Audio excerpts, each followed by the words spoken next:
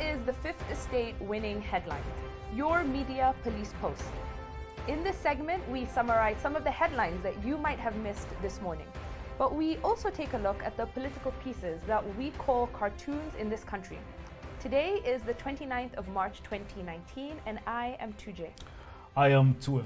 And I am Miss K, your host. Again, in case you missed it, this is Winning Headlines. Let's take a look at today's headlines. Daily Nation. 3 CSs face the sack, arrest in dams probe. The Star.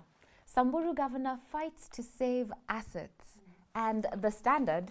Shock of disparity in county varsity intake. Do these guys read these things out loud? Sometimes I think know, when right? I read them out loud, it doesn't sound correct. Like The Nation. I think that was a misplaced comma. 3 CSs face the sack. Arrest in dams probe. I don't know, they should read them out loud. It doesn't sound correct. Editors, please get it together. Anyway, let's start with these two. 3 CSs face the sack. Arrest in dams probe. Yeah. You know what, my people?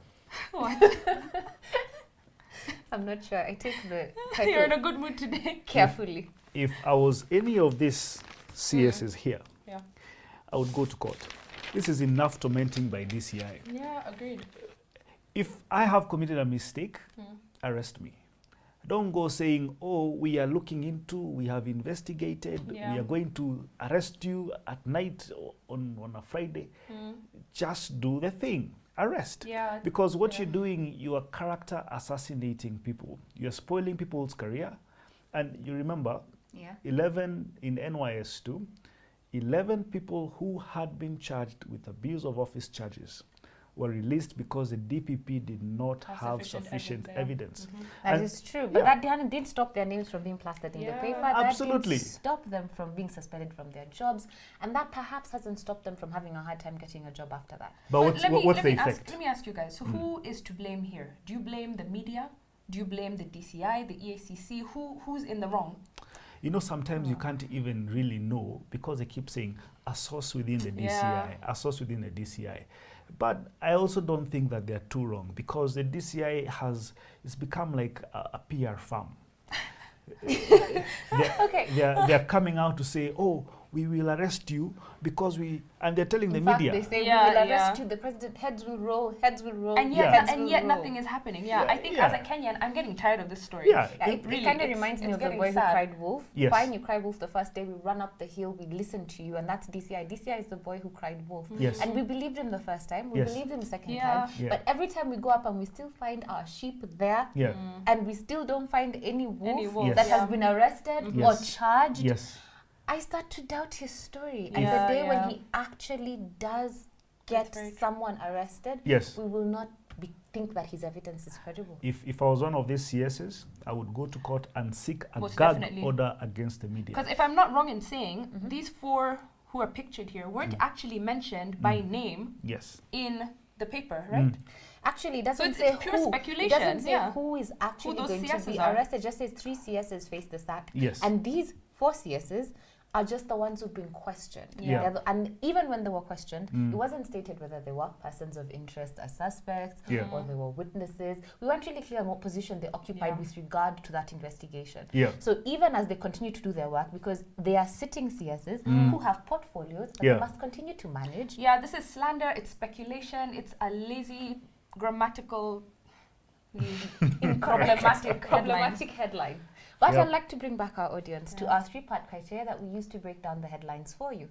We ask ourselves 3 questions. Is this headline from the Daily Nation topical? Or is it, as we have just said, highly speculative? Speculative, completely. Is it repetitive? And I feel that it is. We've been on this story for a very long time. Or is it groundbreaking? And finally, is it thoughtful or just plain lazy? It's lazy. So we say it's lazy, it's repetitive, and it is highly Can I help you speculative. Please pass it to Tuje. Yeah, but I wanted to ask a question because somebody had brought this up earlier. What does this story say about the president right now? For how long has he been talking about... Why are you making that face? Is that a touchy topic? No, it's an honest question to be asked. Yeah. Ask the question first before we make the face. We've not even gotten to the question. You just started laying the ground. I know. I started laying the ground, then he made a face, so I started backing off. Okay, wait. But I mean, TJ, ask your question. The president has been on this tirade on anti-corruption, semantics, and yet he's not doing anything. Well, he's not seeming like he's doing anything. A lot could be happening. Prof has this illustration that he gives of a duck. Sitting pretty on top of the water. And then under the water, the feet are paddling hard. So perhaps he's doing something, we just can't see it. Yes. And maybe next week at the State of the Nation address, something will happen. I really do hope that something happens, because I'm getting tired of this. But just to answer you again, you see, the president is not an investigator. That is also correct. Yeah, the person I would expect results from is Kinoti. Very true. Just arrest people, right? Just arrest people. Show us that something has been happening. Exactly, we're tired of headlines. Yeah, you don't have to go with a megaphone to the media and say, oh, so-and-so has stolen. Pickpockets, beware of pickpockets. All right, we toss. Yeah. Okay. But that leads on to another story. The way you've told those CSs to be preemptive. Somebody was preemptive. Yeah. Yes. Moses Lenokulal, preemptive governor of Samburu, goes to court to have them stop his arrest. I mean, you see headlines where CSs are going to be arrested and their houses haven't been raided. When your house is raided, tell me those warning bells aren't ringing, and you run to the courts to have them stop your arrest. What do we say about this story? My point is, who knows? He probably did it. He probably did not. But I will go back to what I was saying yesterday. Corruption for me is a human nature problem. We enacted a constitution into place that allowed people to get tempted, and we have increased the size of government. We're still here. We have increased the size of government, and by increasing the size of government, we've increased the nature of temptation. Are you condoning corruption and theft? No. I'm saying that it's our human nature, by the way. And it's bound to happen. It's a human nature thing. You can't leave your car with a lot of things in it. Your computer, your windows are not tinted. You're tempting thieves. You're tempting the thief to just smash it open and take it. You see, my problem with this story, and again, I want us to talk about the topic at hand. My problem with this story is that there's no information here except how many houses this guy supposedly owns. Oh yes, they give us a lovely breakdown. In fact, if I was to open the story. It's intrusive. Have you seen that picture there? Of his poor house. Of his poor house. The gate is open. You're showing the cars that he owns. I mean... But let me tell you, if I stole 2 billion shillings, my house would not look like this. I question the value of that house. They say this house is worth 300 million. I don't know. If I stole 2 billion bob and my house looks like this, what kind of house would you have? I'd surrender myself. For having wasted the money. Yeah, it's an ugly house, man. But they say other things. They say apparently he owns a residential home in Milimani. Yeah. He does own a fuel station and a building at that fuel station that has commercial properties. Yeah. He owns 20 cottages in a resort, apparently. Yes. And he also has a commercial residential apartment. And all of these, when they're added together, come to quite a hefty sum. Yeah. Let's do the math. 190 So is this guy going to be arrested or not? Who knows? Only ESC So is this a speculative story? I don't understand. It's boring. Corruption has made this country a bit, I think, dumber. Yeah. It's dumbed us down. It's dumbed us down. All right. So what do we say about this particular headline? Speculative, boring. Yeah, I don't care for it. But I do give the star props for having people within the...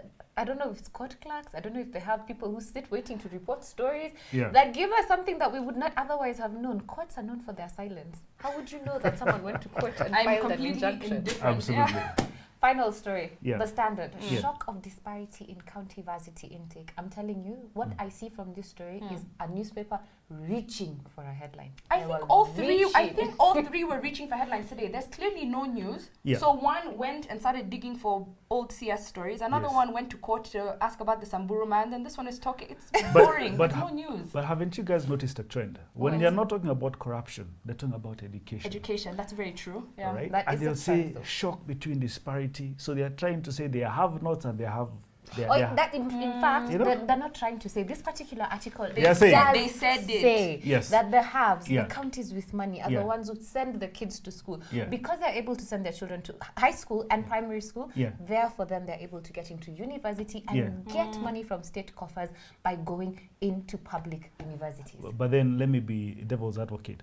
What is wrong with that? after all, we have such a huge unemployment rate. People are not getting jobs after graduating from university. So let's let people be carpenters, plumbers, electricians, and all manner of things. Do you remember, if I just were to add on to your point, remember that a couple of weeks ago, these same university students who are now being lambasted for getting into the university to begin with have HELB loans that are due immediately after they get out. So I don't even think this is like a poisoned chalice. So fine, you're telling me that, yay, you got into the university, but I got into the university only to pay it back. But one thing I also liked is that government actually sponsors people. Government actually pays. That. I actually. Okay, guys, what is the criteria for headlines? What I'd like to say about this particular story is this. I don't like the story. I feel like it's creating an emotive feeling. But I also would like to add this. It's our fault. For once, I want to agree with 2M. In our constitution, we put in 2 words. 2 words, by the way. We put in ethnic and regional diversity. And those 2 words are the things they're reaching for with this. They're trying to show that the ethnic and regional balance of our country is not met by university intakes. So this headline is actually our fault. And by putting in those 2 words, trying to include more people, we are actually excluding. I toss it. All right, then. So we move on? Fantastic. Let's bring back, let's look at our new headlines. And on to our next segment, the political opinions that we call cartoons in this country. Just like the headlines, we have a 3-part criteria that we use to break them down for you. We ask ourselves 2 questions. Is the cartoon humorous or is it dry? Is the cartoon satirical or is it pessimistic? And is the cartoon effective or just plain lazy? Can I suggest that we start with the start today? Because I'm very disappointed in our winning headlines favorite. Poster child for winning headlines, Victor Ndula. He's let us down today, really he has. So this cartoon here, we have what looks like some kind of nomination or vetting process. Yeah, the caption here says, Police IG nominee on corruption and extrajudicial killings. And here is who it's supposed to look like. Please say his name. I'm going to struggle. Let me not. It's called Hilary Mutyambai. Yes, that one. Do you want to say what you call him? What do you call him? Stop exposing me. It's called Matumbe. Oh my goodness, no. All right, so somebody who looks like Hilary Matu. Okay, Mutyambai. Who has his feet in a jiko with some fire, and then there's some smoke that goes from white into black, masking the face of the person who is vetting him. But I have to say, I really struggled with this cartoon. Same One, to understand, is it called a euphemism? Is it called a expression? I think there's so many mixed metaphors and analogies. And also, I've never seen a vetting panel that looks like this. So to my mind, I couldn't reach for what panel this was. And I don't think we have one, at least in our Kenyan psyche, that we see that looks this way. I mean, so the context is that he's been nominated to be the new police inspector general. And of course, he's going to go through a vetting process. I think that's what he's trying to discuss here. And I can only reach for this. The issues are the prevailing issues within the police: extrajudicial killings, corruption. And he's sweating. He's sweating, but appearing calm. Is it a smoke screen? Is he walking on hot coals? Poster child. But that's our collective. This is a poor show. We don't even know. Who do we go to next? Let's look at the Daily Nation. I feel like going to it last. Okay. Let's do the standard. Let's do the standard. Let's do Gado.